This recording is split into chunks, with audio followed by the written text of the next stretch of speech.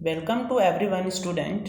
तो आज हम स्टार्ट करते हैं हमारा सेशन जब तक जीना जब तक जीना तब तक सीखना, यानी अनुभव ही जगत में सर्वश्रेष्ठ शिक्षक है। तो इसी मोटिवेशंस के आधार पर हम अपना जो सेशन है वो स्टार्ट करते हैं। हमने हमारा बेसिक कॉन्सेप्ट तैयार किया था पिछले सेशन में, जिसमें हमने मोमेंटम ऑफ इनर्शिया की डेफिनेशंस के बारे में और उसके विभिन्न उसके विभिन्न पार्ट्स और किस प्रकार के किस प्रकार के ऑब्जेक्ट्स के लिए हम मोमेंटम ऑफ इनर्शिया की वैल्यू ज्ञात करते हैं।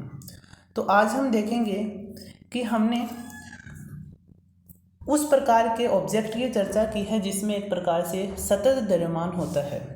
सतत द्रव्यमान यानी कि सतत द्रव्यमान होने का मेरा मतलब ये है कि मैंने आपको बताया था कि सतत द्रव्यमान उन ऑब्जेक्ट्स के होते हैं जिनमें जो पार्टिकल है बहुत नज़दीक पाए जाते हैं, जिसमें पार्टिकल बहुत नज़दीक पाए जाते हैं।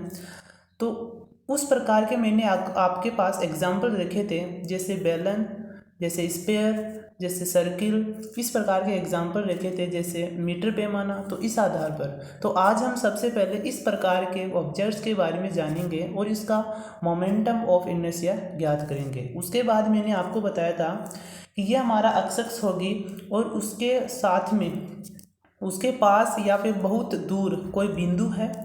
उस बिंदु का हम यदि मोमेंटम ऑफ इनर्शिया ज्ञात करते हैं, जड़त्व आघूर्ण ज्ञात करते हैं, तो कैसे ज्ञात करते हैं? I इक्वल टू इस बिंदु का द्रव्यमान कितना हो जाएगा m, इस ओनली फॉर इस बिंदु का, और इसकी लंबवत दूरी, लंबवत का मेरा मतलब कि यहाँ 90 डिग्री एंगल होना चाहिए। लंबवत डिस्टेंस कितनी है? x, तो यहाँ हो जाएगा x स्क्वायर। तो इस प्रकार हम मोमेंटम ऑफ इनर्शिया ज्ञात करते हैं। जैसे एक और एग्जांपल ये है कि यदि हमारे पास इस प्रकार की यदि कोई छड़ जाती है, यानी कि इस प्रकार की यदि हमारे पास कोई छड़ आ जाती है और हमें इस रेखा के परितः इस छड़ का जड़त्व आघूर्ण ज्ञात करना, इस रेखा के परितः। ओके, तो यहाँ हम क्या करते हैं, एक अल्पांश लेते हैं।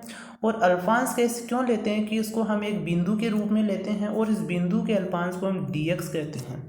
अब हमें इस बिंदु का मोमेंटम ऑफ इनर्शिया कैसे ज्ञात करेंगे कि इस बिंदु का हमें द्रव्यमान चाहिए होगा, इस बिंदु का हमें द्रव्यमान चाहिए होगा और डिस्टेंस ये हो जाएगी हमारे पास x। तो इसका द्रव्यमान हम कैसे ज्ञात करेंगे? एग्जाम्पल के थ्रू यदि आपको बताना चाहूँ कि हमारे पास यदि इस प्रकार की कोई छड़ है और उसका द्रव्यमान मेरे पास 2a है, ये पहले से डेफिनेट इसका द्रव्यमान है और क्वेश्चंस में हमें जो द्रव्यमान दिया गया है वो माना कि मैंने m है और वो भी द्रव्यमान कितना होगा 2a। तो क्वेश्चंस में दिया गया द्रव्यमान इस वस्तु का वास्तविक द्रव्यमान, तो 2a अपॉन में 2a अर्थात इसका इकाई द्रव्यमान ज्ञात करते हैं। और इकाई द्रव्यमान को यदि इस पार्टिकल से मल्टीप्लाई करते हैं dx से, तो इस पार्टिकल का हमें मास अर्थात द्रव्यमान प्राप्त हो जाता है। जैसे सेकंड एग्जांपल, इस प्रकार की वस्तु का यदि आपको पता है कि m is equal to 2a होता है, okay, m is equal to 2a, ये आपको यदि आपको नहीं पता है, यानी आपको पहले से पता है, ओके। अब क्वेश्चंस में क्या दिया है कि m द्रव्यमान वाली वस्तु का जड़त्व आघूर्ण इस अक्ष के परितः ज्ञात कीजिए। अब मैं क्या करता हूँ कि यहाँ कोई बिंदु लेता हूँ और यहाँ से अक्ष डिस्टेंस लेता हूँ, तो इसका इकाई द्रव्यमान कैसे ज्ञात करूँगा? यानी कि इसका द्रव्यमान मेरे पास m है और मेरे पास इसका जो लंबाई है लेंथ, वो क्वेश्चंस के अकॉर्डिंग 2a लेता हूँ। तो 2a मेरे पास किसके बराबर है? m के बराबर। तो m अपॉन में m यानी कि 1 के बराबर हो जाएगा। और यदि मैं 1 को इससे मल्टीप्लाई करता हूँ तो मेरे पास इसका इकाई द्रव्यमान ज्ञात हो जाता है। यदि एग्जाम्पल और दिखाना चाहूँ तो मेरे पास ये डिस्टेंस है x और ये डिस्टेंस y है और हमें पता है कि आयत है, तो आयत का क्षेत्रफल क्या होता है? xy। क्वेश्चंस में दे रखा है कि m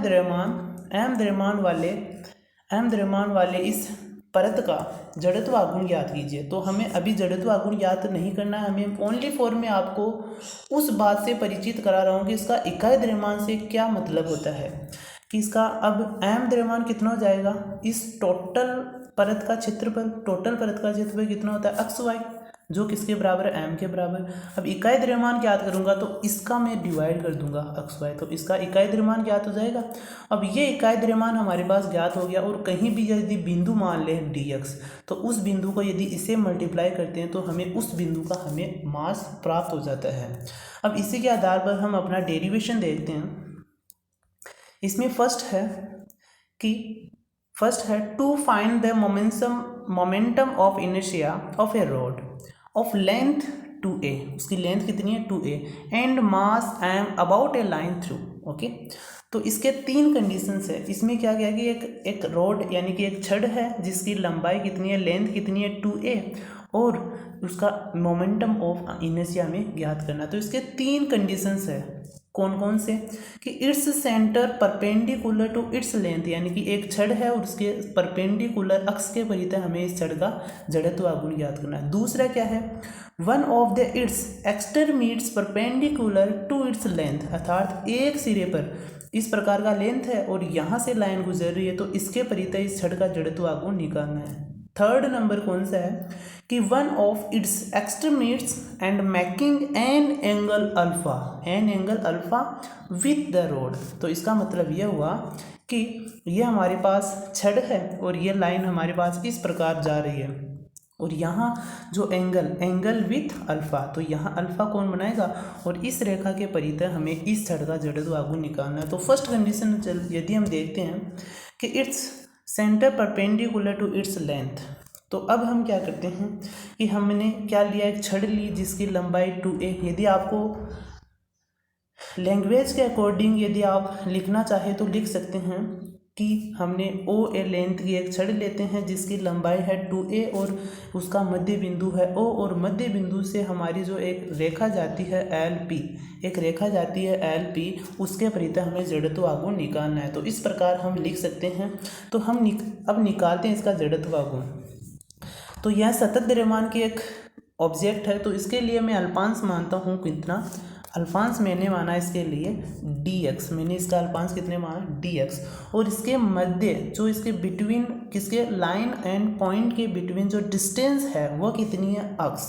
अब हम इसका जड़त्व आघूर्ण निकालेंगे, हमें इसका द्रव्यमान चाहिए होगा और इससे लंबवत दूरी, अर्थात कैसे निकालते हैं m x स्क्वायर, लेकिन इसका हमें द्रव्यमान कैसे निकालते हैं, इस छड़ का इकाई द्रव्यमान से यदि मैं इस अल्पांश के द्रव्यमान को यदि मल्टीप्लाई करता हूं तो मेरे पास इस अल्पांश का द्रव्यमान प्राप्त होता है, जो मैंने आपको अभी बताया। कैसे, वापस से बताता हूँ कि क्वेश्चंस में इसमें क्या दे रखा है कि इसका जो द्रव्यमान है वो कितना है, वो इसमें दे रखा है क्वेश्चंस में m।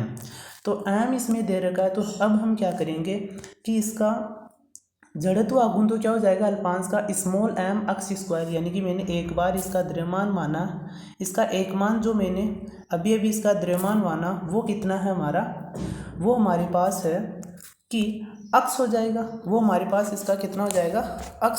तो उस x वाली कंडीशंस में कि x है, तो x वाली कंडीशंस में कि इसकी डिस्टेंस x स्क्वायर हो जाएगी, तो इसका जड़त्व आघूर्ण ये हो जाएगा, और स्मॉल m है स्मॉल m इसका एकांक द्रव्यमान हो जाएगा m/2a dx। ओके, इतना आपको आई होप कि समझ में आया होगा कि अल्पांश अब निकालते हैं किसका, इसका अल्पांश का जड़त्व आघूर्ण कितना हो जाएगा m x स्क्वायर dx।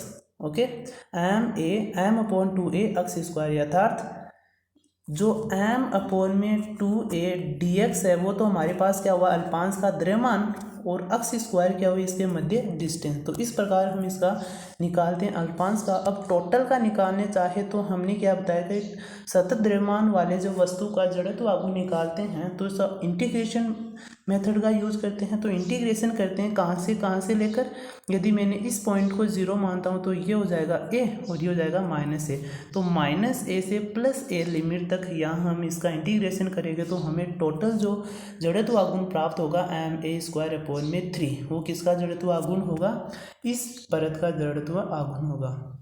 इसी प्रकार सेकंड पॉइंट लेते हैं कि second point one of it's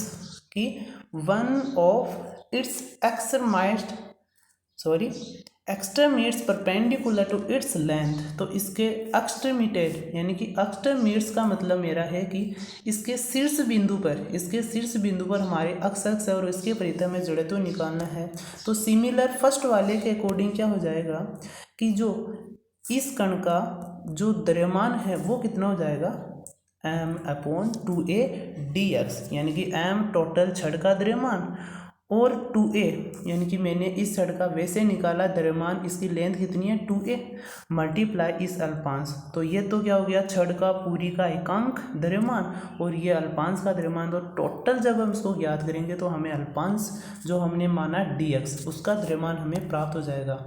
तो इससे जब हम देखते हैं तो अल्पांश का जड़त्व आघूर्ण क्या हो जाएगा m/2x² dx और टोटल का निकालते हैं तो यहाँ से लेकर यहाँ हम अक्ष जहाँ रहती है वहाँ 0 मानते हैं और इसकी लंबाई कितनी है 2a। तो अक्ष से 2a तक जब हम इंटीग्रेशन करते हैं तो हमें इसका वो प्राप्त हो जाता है जड़त्व आघूर्ण प्राप्त कितना हो जाता है 4/3ma²। तो इसी तरह नेक्स्ट देखते हैं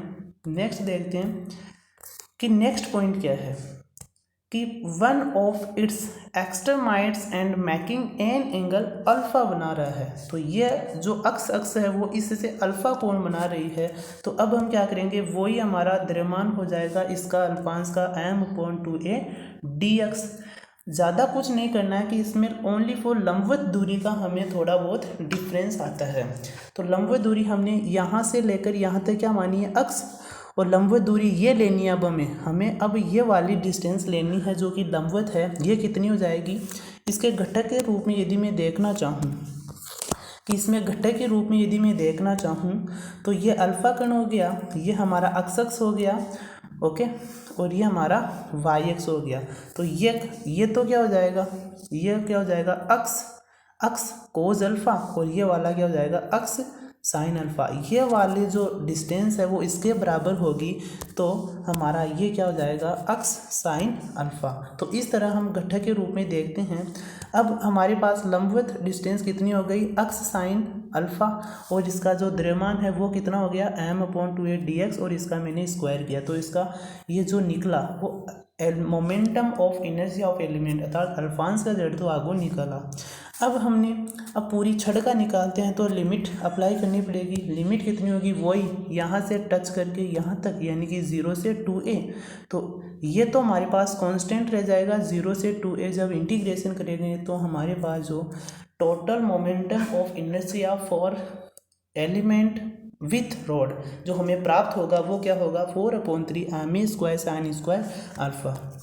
तो आई होप कि तीनों पॉइंट आपको अच्छी तरह से समझ में आए होंगे।